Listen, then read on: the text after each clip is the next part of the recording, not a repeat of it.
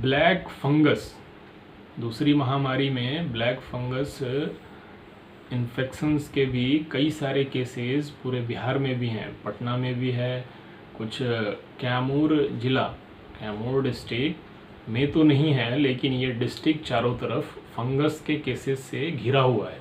जैसे कोई बीच में टापू हो, चारों तरफ समंदर के लहरों से घिरा हो, वैसे ही आसपास केसेस हैं। ब्लैक फंगस में बड़ा ध्यान देने की ज़रूरत है। शुरू से ही आप प्राणायाम योग प्रैक्टिस करते रहें, फिर गर्म पानी का सेवन करते रहें, proper medication, proper doctor advice भी लेते रहें समय समय पे, तो ये सेफ रखेगा।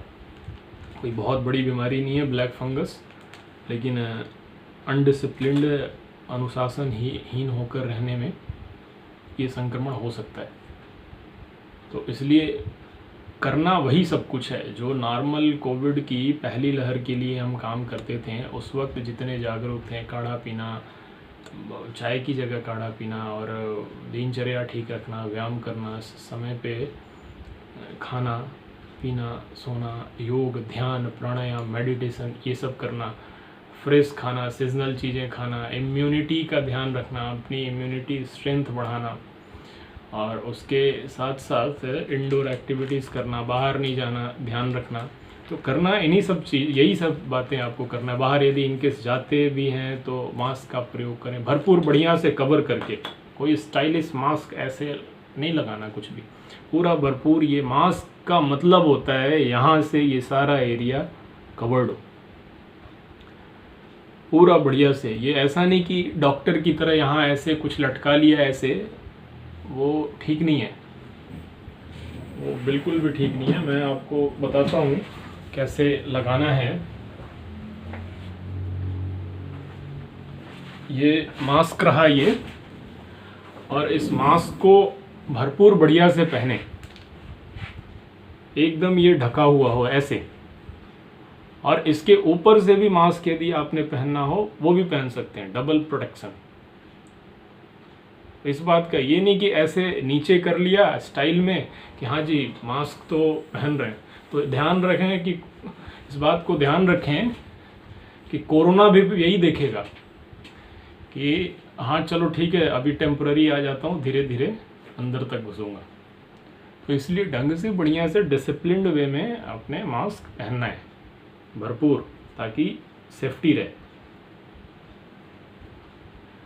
इसके साथ साथ हाथ हैंड वॉश करते रहना है, गंदगी ना हो। बाहर जाते हैं हम, कहीं कुछ छूना नहीं है, क्या रखा है, कैसे रखा है, कहाँ का रखा है, कब का रखा है। फिर डिस्टेंस, प्रॉपर सोशल डिस्टेंसिंग हो, इन सब बातों का भी ध्यान रखना है।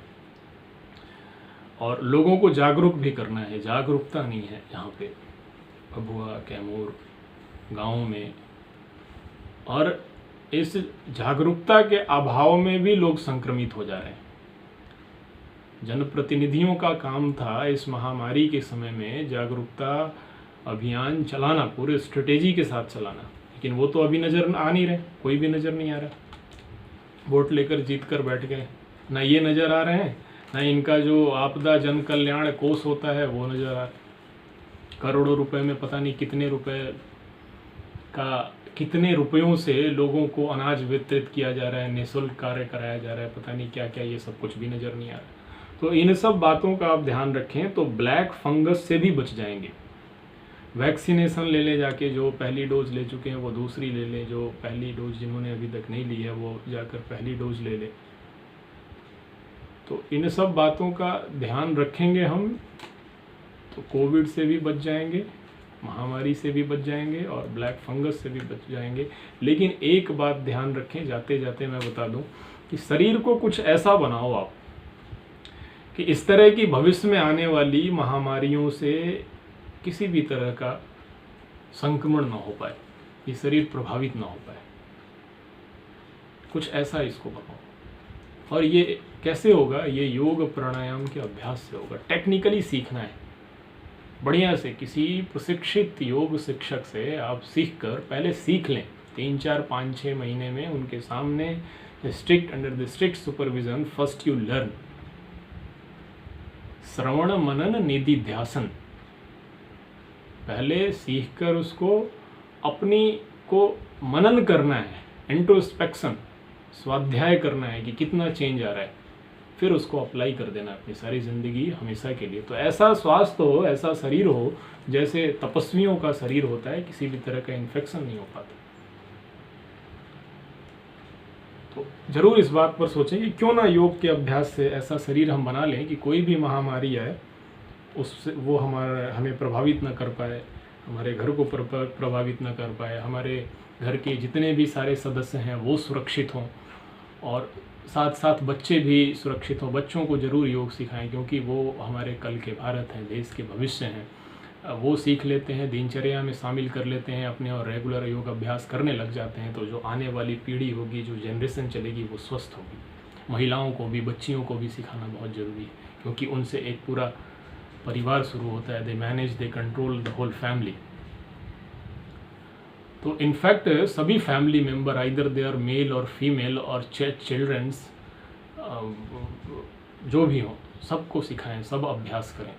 इसको एक डिसिप्लिन बनाओ आप। ये दूर ना होने वाली चीज़, अनसेपरेबल, आपसे, आपके व्यक्तित्व से, आपकी दिनचर्या से, आपकी जीवन से कभी भी दूर ना हो पाए। योगाभ्यास को कुछ ऐसा करो आप, पूरा डिसिप्लिन्ड होके। शुरू में फ्लक्चुएट होगा, कभी कर पाएंगे, कभी नहीं कर पाएंगे, कभी कुछ, लेकिन फिर बाद में जब करने लग जाएंगे, 1 सप्ताह से 1 महीने के बाद, देन यू विल एंजॉय आनंद, सच्चित्त आनंद, सत्यचित्त आनंद, जो कहते हैं ना भगवान श्री कृष्ण महायोगेश्वर सत्यचित्त आनंद में रहते हैं। जब सब सोते हैं तब योगी जागता है, जब सब कष्ट का महसूस करते हैं तो योगी परमानंद में स्थित रहता है। तो ये सब चीज़ें योग के अभ्यास से आएंगी।